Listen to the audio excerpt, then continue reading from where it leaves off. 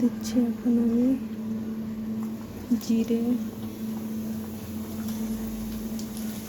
শুকনো লঙ্কা, তেজপাতা, দুটো এলাচ, একটু দারচিনি,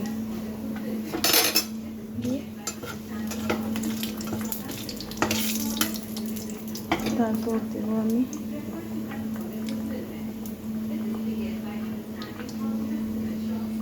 কাঁচা লঙ্কা,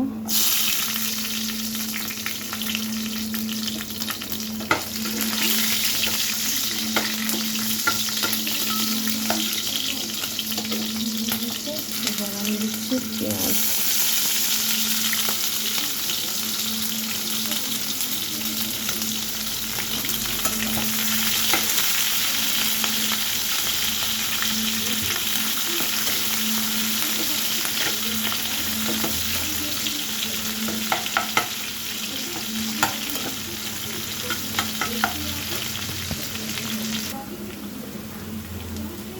এবার একটু আমি আদা রসুন বাটা অ্যাড করব,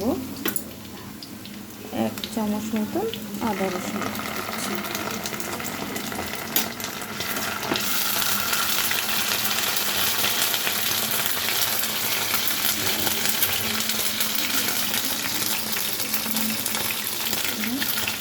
পরিমাণ মতন নুন, তারপর দিয়ে দিচ্ছি হলদি পাউডার,